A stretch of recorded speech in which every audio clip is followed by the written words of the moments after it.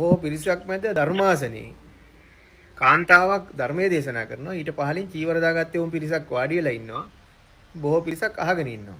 මේක ඇවිල්ලා මොකද්ද මේ වෙන්නේ මේ ලංකාවට බුද්ධ ශාසනයට?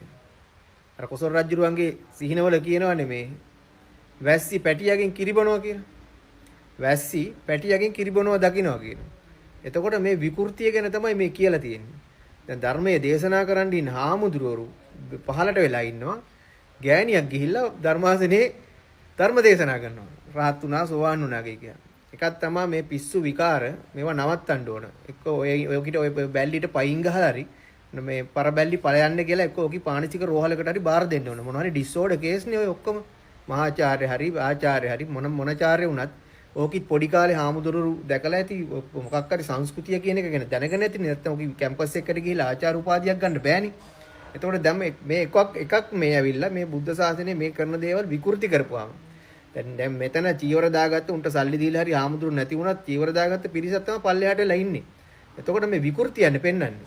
දැන් නිකන් හිතලා බලන්න දානෙකට ගියපුවාම කාන්තාවෝ කණ්ඩායමක් පුටුවල මේ දානේ වාඩි වෙලා ඉන්නවා. ආමුදුරු ටික බිම වාඩි වෙලා වැදගෙන හිටියොත් එහෙම කොහොමද?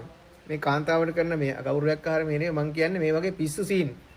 මේ පිස්සු බැල්ලිව මේ පයින් ගහලා දාන්න එකක් නැද්ද? ගහලා දාන්න. කන පැලෙන්න ගහලා එලවන්න. එහෙම නැත්නම් ඕකේ පිස්සන් කොටුවට බාර දෙන්න. මේ වගේ සිද්ධි වලින් වෙන්නේ මොකද්ද? මේ බුද්ධ ශාසනය එතකොට මේ চিරාත් කාලයක් අපි පවත්වාගෙන ආපු ක්‍රමවේද තියෙනවා. වැදුම් පිදුම් කරන ක්‍රමවේදයන්. එතකොට මේවා දැක්කහම දැන් අර ඇත්තටම බස් එක 83 දෙනෙකුට උනත් මිනිස්සු හරි අකමැත්තෙන් වගේ.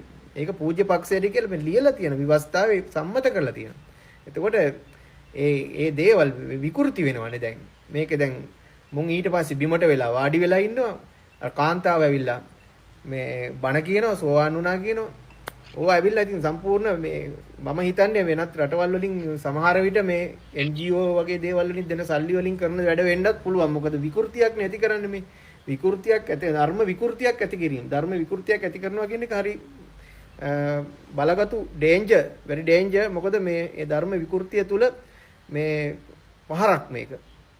මේ ඊට පස්සේ මේ අපේ සංඝයා වහන්සේලාත් එක එක්කෙනා දේශපාලන පක්ෂ වලට බෙදිලා ඊට පස්සේ එක එක්කෙනාගේ ඇජෙන්ඩා වලට අනුව ජීවත් වෙන්න හදනවා. ඉතින් මෙතන එකමුතු බවක් ඇති වෙන්න ඕන. මොකද දැන් තායිලන්තයේ වගේ රටක් දැක්කොත් එහෙම තායිලන්තයේ පිණ්ඩපාතේ වඩිනකොට මේ රටේ මොනතරම් තිරමකුණත් මේ නිශ්චකාරීය වෙන්න පුළුවන්, අගමැතිනිය වෙන්න පුළුවන්, ඇමතිනිය වෙන්න පුළුවන් ඉන්න කාන්තාවෝ ඇවිල්ලා මේ මේ දන ගහලා තමයි පාත්‍රයට දානේ පූජා කරන්නේ. කරලා ආශිර්වාද කරනකන් දන ගහගෙන ඉන්නවා. ඉතින් එතන ඇවිල්ලා අර ගරුත්වය මේ බුදුරජාණන් වහන්සේ බුද්ධ චීවරය මේ.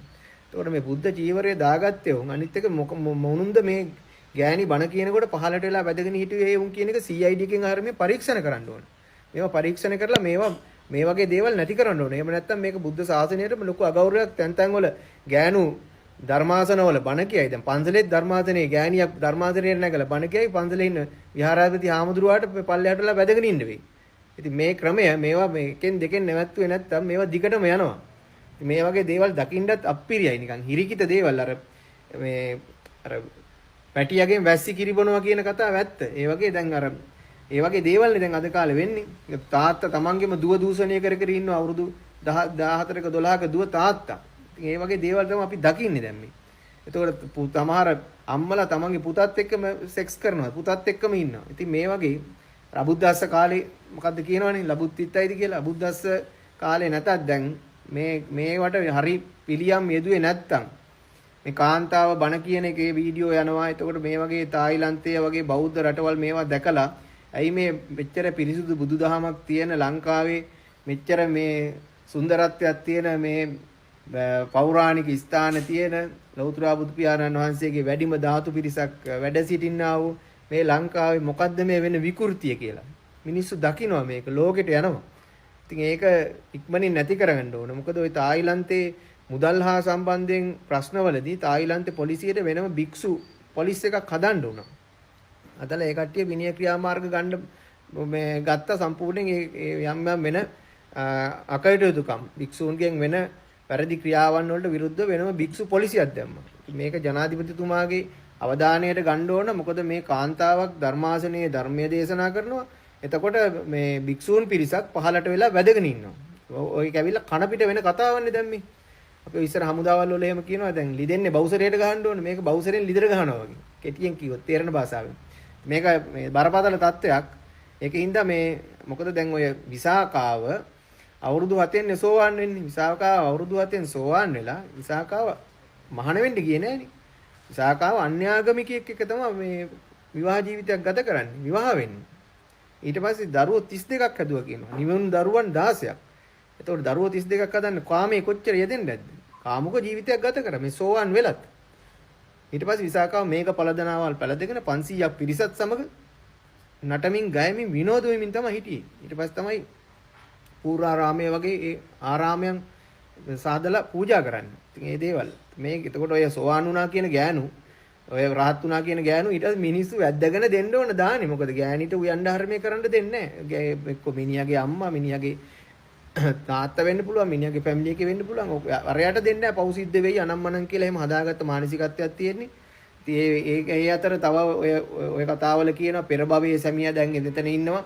මේ භවයේ සැමියාත් එක්ක හිටියොත් ඒක පාපයක් වෙනවා කියද්දි මිනිහත් අතාරිනවා. මිනිහත් අතාරිනවා ඊට පස්සේ පෙර භවයේ සැමියා කියන එකත් එක්ක සෙට් වෙනවා එතන. ඉතින් එතකොට මේ ළමයි හදන එක නැති වෙනවා ළමයි හදන්න එපා. මේ සංසාරේ බැඳීම තියෙනවා කියම සිංහල ජාතිය වෙනසිලාම යනවා. ඒ ළමයි හදන්නේ නැහනේ. ළමයි හදන එක පාපයක් මේ බැඳීම් ඇති කරගන්න එපා.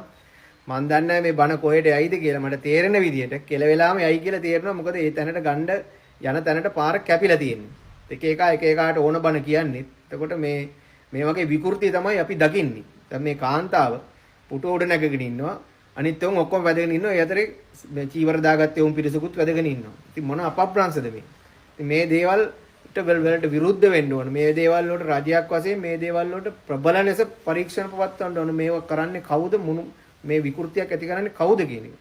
ඊට පස්සේ දේශපාලන පක්ෂ වලට සම්බන්ධ නැති හරි මේ මහා නායක හිමිවරු පිරිසක් ඉන්න ඕන. මේ දේවල් එකතු වෙලා සාකච්ඡා කරලා මේ දේවල් වලට විරුද්ධව ක්‍රියාත්මක වෙන්න. දේශපාලනයට සම්බන්ධ නැති. නැත්තම් දේශපාලනයට සම්බන්ධ කඩේ යන තමන්ගේ වැරදි ටික වහගන්න, තමන්ගේ නඩු ටික නැති කරගන්න. තමන්ගේ තියෙන වැරදි ටික වහගෙන තමන්ගේ නඩු ටික අයින් කරගෙන තමන් කරපු වැරදි වලින් බේරෙන්න එන කට්ටිය නෙවෙයි මේ රටදය මේ බුද්ධ ශාසනය වෙනුවෙන් මහා සංඝරත්නය මහා නායක හිමිවරු පෙළ ගැහෙන්න ඕන. කිසිම දේශපාලකයෙකුට කඩේ යන්නේ නැති මේ වගේ වෙන විකෘතියෙන් නවත්තන්න. ඉතින් මේකට විශේෂයෙන් බෞද්ධයින් වශයෙන් මේකට පෙළ ගැහෙන්න ඕන. ඒ වගේම වවුනියාව අනුරාධපුරයේ දුෂ්කර පළාත්වල ඉරිදට රුපියල් 5000ක බඩු පාර්සලයට ඉරිදට බයිබලයේ කියවන්න යනවා බොහෝ ගම්මානවල බෞද්ධ පිරිස්. මම මේ ජාතිවාදයක් අවුස්සන්න කියනව නෙවෙයි. ඇත්ත කතාවක්. වවුනියාව සහ අනුරාධපුර දුෂ්කර පළාත්වල ගම්වල ඔය අපේ දන්නේ නැති කට්ටියට කියන්නේ මම දන්න නිසා. ඉතින් රුපියල් 5000 බඩු පාර්සලයක් දෙනවා. ඒ බඩු පාර්සලේ හාල් මිටියයි, පරිප්පු ටිකයි, සෝයා මීට් එකයි, කිරි පැකට් එකයි ඔය වගේ 5000ක 6000ක බඩු පාර්සලේ ගන්න බයිබල් පාඨමාලාවල් කියලා තියෙනවා. ඒවට ගිහිල්ලා ඒ ඉරිදා දවස ගත කරනවා අවසානයේ අරක දෙන හින්දා. ඉතින් දරිද්‍රතාවය එකක් දරිද්‍රතාවය නැති කරන්න ඕන. දුප්පත් මිනිහාගේ දුප්පත්කම නැති වෙන විදිහට මේ රජේවල් උනත් ක්‍රියාත්මක වෙන්න ඕන. මේ ගොවීන්ට මේ ප්‍රශ්න ගොවීන්ට නිසිතන දෙන එක, ගොවියන්ගේ දේවල් වලට උදව් කරන එක මොකක් හරි ලොකු කතාවක් තියෙනවා. දුප්පත් මිනිහා දුප්පත්මයි හැමදාම. ඉතින් මේ මිනිස්යාගේ දුප්පත්කම නැති කරගන්න මේ මිනිස්සුත් බලනවා මොනවාරි කරන්න. ඉතින් මේ වෙන විකෘති විශේෂයෙන් මේ කාන්තාවගේ ධර්මදේශනාවේ මේ ධර්මාසනයේ ඉඳන් කරන කතා මේ වගේ දේවල් මේ විකෘතීන් වෙනකොට මේවා අයසනින් නැති කරේ නැත්තම් මේවා පිළලයන් වගේ හැමතැනම පැතිරෙනවා. ඒකට හැම පන්සලකම මේ ඔය වගේ පිස්සු කේස් ඩිසෝඩර්ස් ඔය ඇවිල්ලා හොස්පිටල් වලට බාර දෙන්න ඕන තත්ත්වයන් පුටුවට නැගලා බණ කියන්න ගනි. ඒ තැනටද පත් කරගන්න ඕන. පොඩ්ඩක් ප්‍රඥාවන්තව හිතන්න. හිතලා මේකට මේ දුටු තැන මේවා නවත්තන්න ක්‍රියාත්මක වෙන්න.